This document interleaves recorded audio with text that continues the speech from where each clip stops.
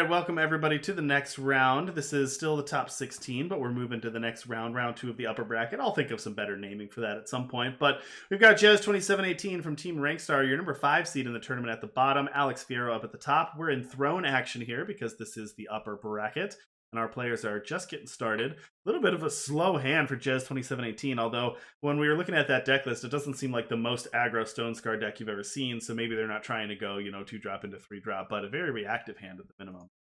Yeah, so even though it's reactive, there's a lot of elements of Alex Fierro's deck where the ramp is coming from the unit. So you actually do want removal spells. Open Contract is kind of a little bit counterproductive towards that, where you're able to off one of the units that's giving max power, but then if any one comes rolling off the top, then it ends up kind of being net neutral. So we see an exploit being taken there, but I think it's also reasonable that Annihilate might have been taken as well. So Jez is just focusing on this. Okay, I'm going to stymie your development, and then I'm going to play my good cards. And Alex Fiero is like, okay, I am going to hit all my power drops and hopefully ramp up into one of my good cards. And they both just ended up with the reactive parts of their decks because neither of them ended up being particularly um, aggressive in terms of getting out to the board.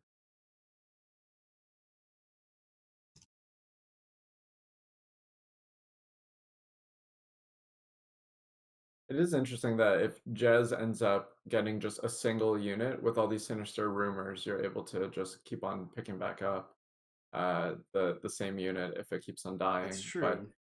from Alex Fierro's side, you probably need to fire off this exploit because you can't play the Behemoth because you know about the Annihilate, but Behemoth actually dodges Open Contract. So once you see that the hand's just a pile of rumors, you know that your Behemoth's going to be good to go next turn.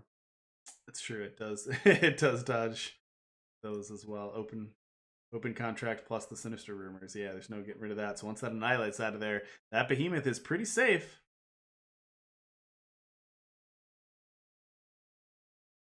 Time itchings as well. Make sure we're getting that on time next turn, and then has the exact power to treasure trove. Gotta love that power efficiency. Ooh, Tazbu on the top, but cannot warp it. One short. Turn too early. You rang? You wanted me to arrive? No, you're too early. So from the market, there's Silverblade Menace, Boar, Kroll, Aramon's Designs, and Combust. So kind of nothing that helps in the immediate sense from the smuggler market. You are able to get Designs or Combust.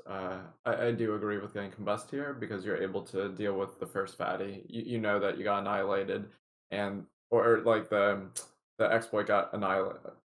The Annihilate got exploited. There we go. And that your open contract won't be able to kill a lot of the good fives like Moonstone Vanguard and World Bearer Behemoth. So I think it's pretty good play to pick up Combust there.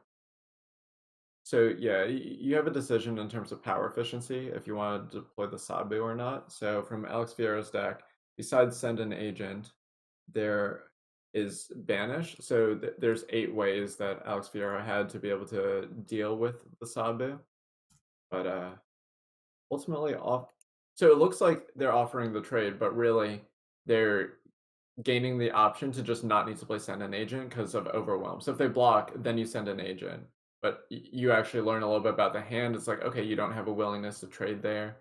So kind of a free play for Alex Fierro. And then even given the option to not need to play send an agent if they don't want to.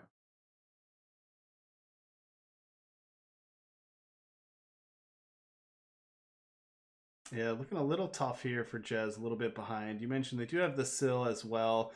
It's really just the World Bearer Behemoth, I guess. If we can figure out how to take that out, maybe with this Combust. Looking a Yeah, lot better at that point. better do it now than later with the Tokas. I do wonder if, well, let's see. So even if Alex Fierro chose not to fire off uh, the send an agent and play Tokas instead, then like the Tokas would have just been open contracted and then Combust would have still happened, and then Jez would have drawn an extra card with the Sabu. So this is a better line for Alex Fierro, even if they knew that it was Combust that was taken off of the Sendaway Smuggler.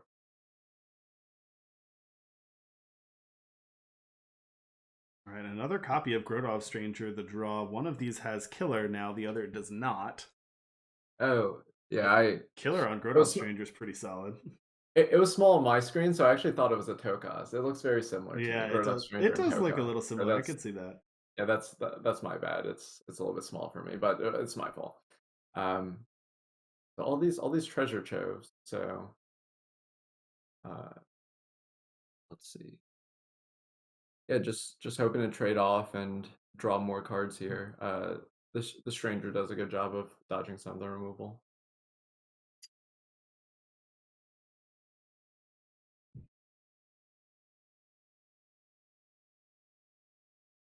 I mean, it's funny because in a game like Eternal, where the decks are 75 cards, so there's so much variance in each draw step, deck Hmm. thinning doesn't seem like it matters as much. But Hmm. here, you're able to thin your deck out of the sigils, and then you can Right. also shuffle in your stacked graveyard or void into your deck. Yeah.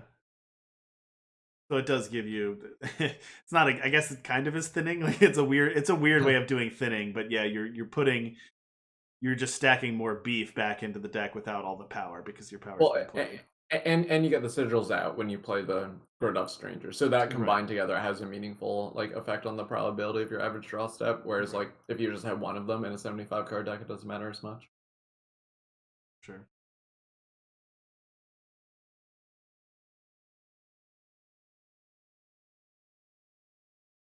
All right. You might as well put that one back in there too. Yeah, so this one's pretty nice. So if you end up with the double block, you can choose to banish to keep your Grodov Stranger around that you drew Mhm. off of it. But ultimately deciding it's market time. So AlexFiero's options are Behold the Truth, Nash, Valiant Guardian, Grodov's Burden, and Xenon Temple. So I could see just getting Burden, and then you're able to answer whatever's the next big threat that gets played. But if you want to play around Exploit, you have to wait a turn.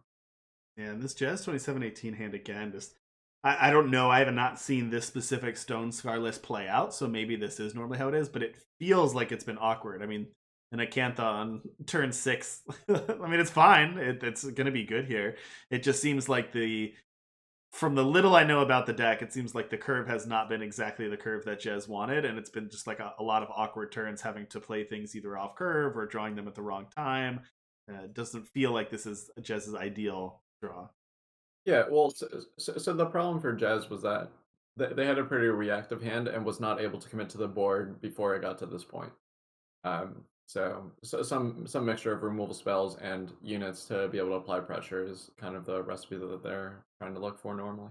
Here comes that Valiant Guardian, as you mentioned, and Oh there's my god. nothing. I'm I mean, sorry.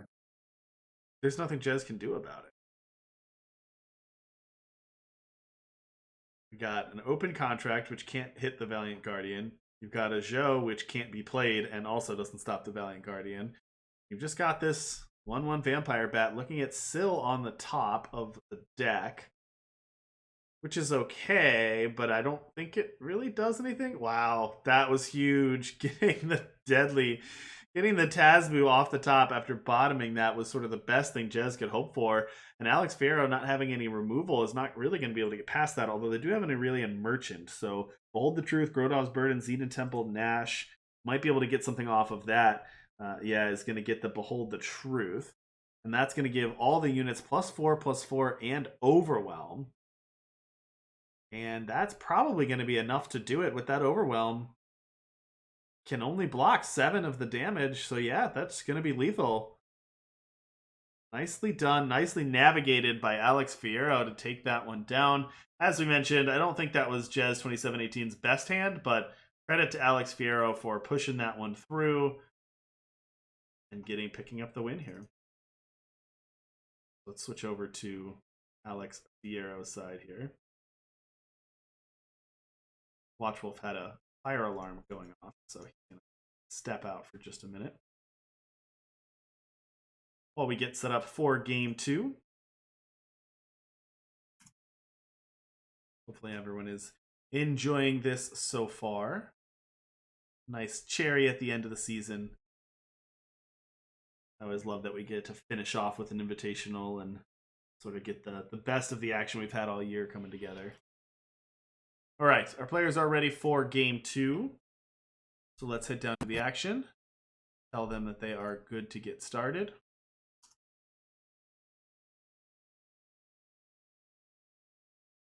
And here we go. Maybe we'll if Watchful's gonna be, maybe we'll try to get BK in a little bit earlier.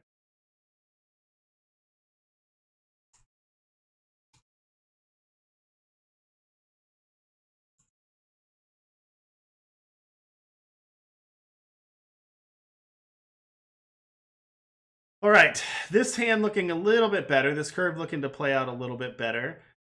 We've got Sill on turn 2. We've got a Senway Smuggler, and then we've got a pair of Tazboos.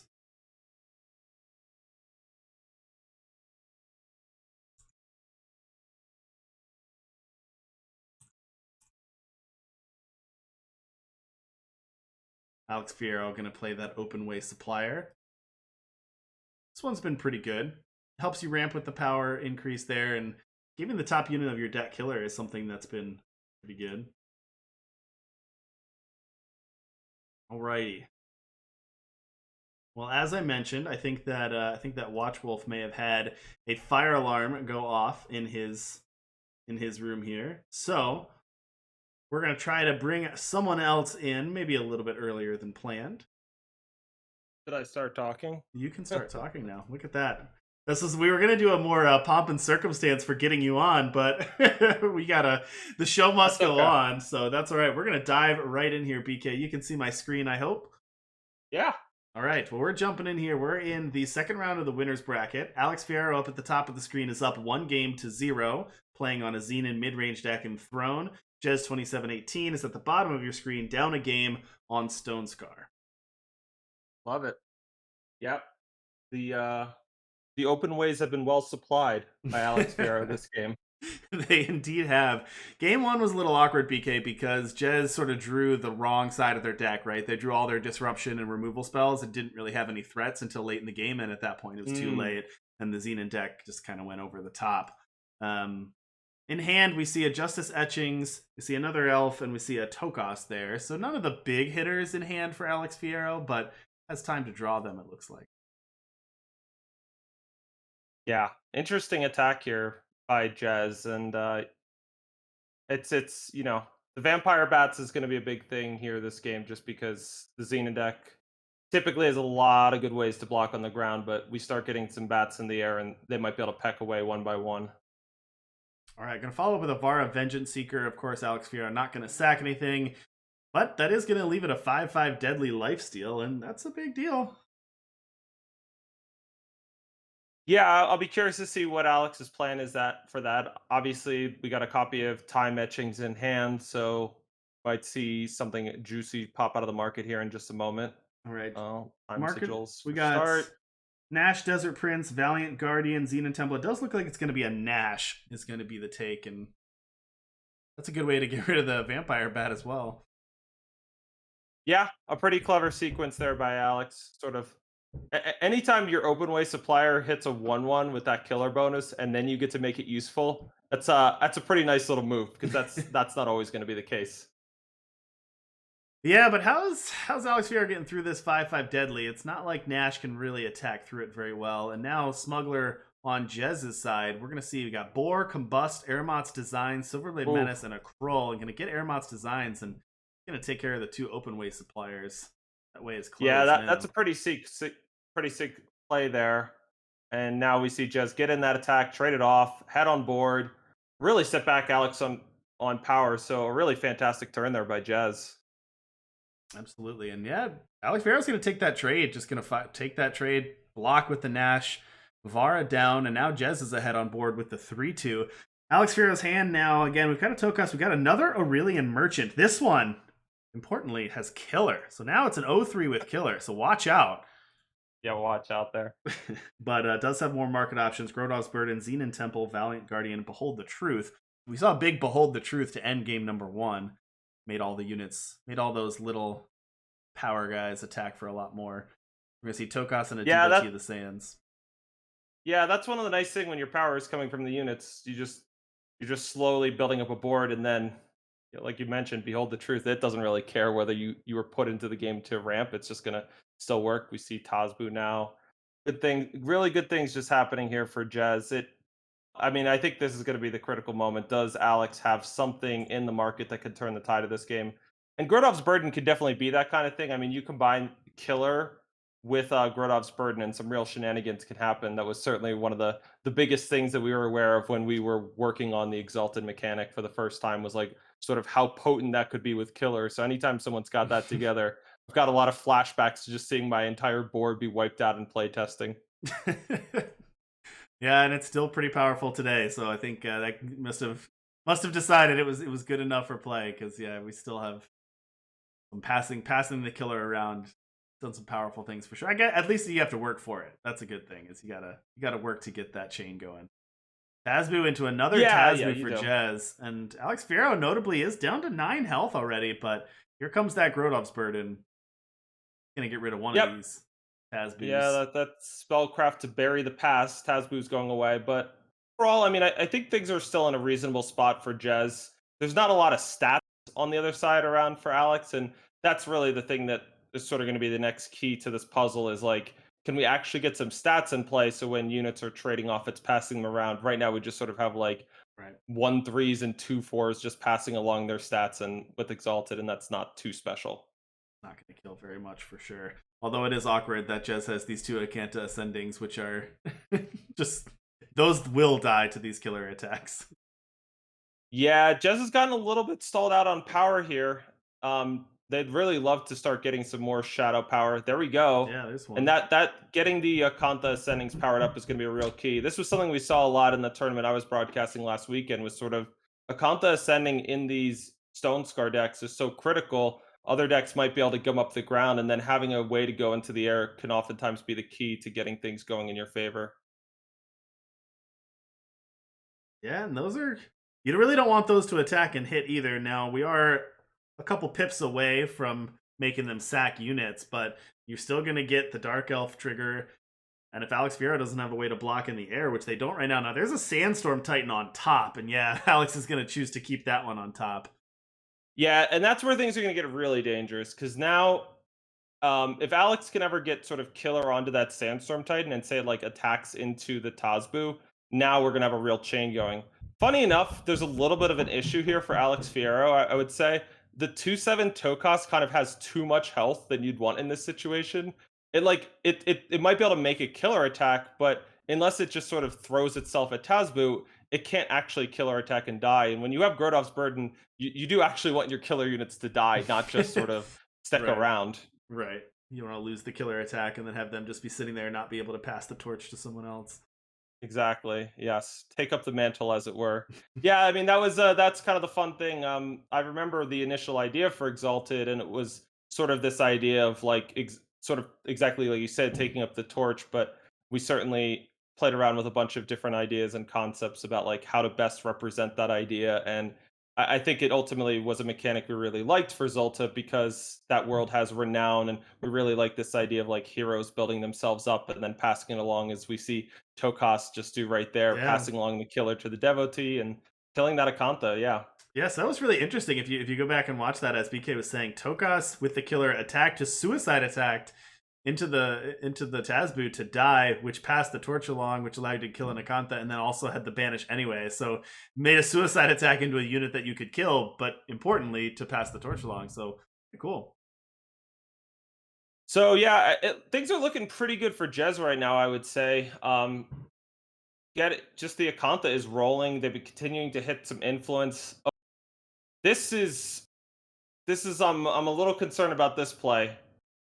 Yeah, I don't know that we wanted to give Alex the option to sacrifice and pass along that killer, that Exalted weapon. Now, it only got the Tokas up to a 211. That's just not the right stats to be able to killer attack the Akantha. It is not. Oh, but of course, the Tokas can twist. It can twist, yeah. So that sack effect actually made it, well, yeah, so Jez actually had the win here, because they had the Annihilate if Sandstorm Titan was played, but not anymore. As you mentioned, the Vara sack trigger enabled AlexFiero to get an extra killer attack in. Well, what if we just annihilate that Sandstorm Titan? I think that gets us through. It'll pass along endurance to the Tokas with its Exalted weapon, but getting endurance doesn't wake you up. It just means you will wake up at the start of turns. Oh, right. So yeah, they don't even need the flying. They can just push through 5, exactly. Yeah, so I think Jez has got this. I think I think they're kind of just making sure because they did draw power number 8. They could just play Zhou. Um, Most of the time when I finally hit my 8th power and I have 2 Zhous in hand, my play is a Zhou. And so it's like when you get into those spots where it's like every time I draw power number 8, I slam Zhou. Sometimes you can miss something like this. Though Jez took their time, came to the right decision here, and it looks like they're going to take this one down. And as you mentioned, that endurance does not wake the unit up, so that's going to be enough. All right, we'll pass it back here. So take a look at AlexFiero's Xenon mid-range build. Nothing too spicy here, but D'Angelo might. You guys nerfed it, and it's still really good. Yeah, I mean, this is a card. I think it kind of shows sort of the change of the throne format. Is at the same time that we nerfed this card got nerfed, which was primarily targeted at its impact in the expedition format. It also started picking up steam in the throne format, and I think that's sort of a reflection that the throne format has become a little bit more of a fair format now. And in that sort of a world, a 6-cost draw a bunch of cards effect can be pretty good. And we've certainly seen that a lot with D'Angelo's might so far. All right, well, our players are ready for their game number 3, so let's tell them that they are good to start here. Looks like AlexFiero kept a hand of 3 power and etchings, an exploit, 2 exploits, and a World Bearer Behemoth. Got those nice promo exploits too. Oh yeah, Dizo's making it known. We'll see what he's up to in the future. I'm sure chat's gonna be asking for all the secrets. Pale Rider's yeah, I mean timepiece. that's always why I like to do is talk to chat and get asked questions that they know I won't answer. It's a really fun exchange for both parties. somebody threw out a fun idea, like both players are doing such straight things, and so I could kind of speak to that. I'm the kind of person who, when I start thinking about things, and this is true for me when I used to play more often in tournaments, I would think so deeply about things and like the resource battle and the exchange of cards that oftentimes my friends, after I'd be so excited to tell them my friends this cool play I made, and then they would point out to me that I just had a torch in hand and my opponent was at 3 life the whole time. And yeah, that'll happen. So sometimes you think deep and you can miss some obvious things. Yeah, definitely can. And I think I told this story at one point on one of the tournaments, but I remember back when we were in Chicago and you had this Gabby had the sticky note when she was starting to stream, and I just remember it said like, "How do I win this game?" And it was like, "Can I win the game this turn?" And I was like, "Yeah, that's pretty nice. I need that sticky note just to like, can I win this game this turn? Oh yeah, I can. Okay, stop overthinking it." It looks like Watchwolf has not burned, and it looks like his apartment is still there. So this is just fantastic. Good news all around for everybody. Wait, how do you guys know? It's not on stream, but I could see your webcam. Oh, nice. And it does not appear. You still have nice white walls. I don't see a burn crisp. Meanwhile, in this game, of course, a lot of action happening. Sandstorm Titans are gonna stop the way for now from Kanta coming through, but I think there might be a contract that'll say otherwise. The open contract, a pretty good answer for that Sandstorm Titan. Means that Kantha can get through flying or not. Now it's able to fly. So it can fly over this World Bearer Behemoth as well. So interesting for Jez here. Does not have, can do a deadly killer attack, but not this turn because they're only at 5 power. So I'm going to go with Avara.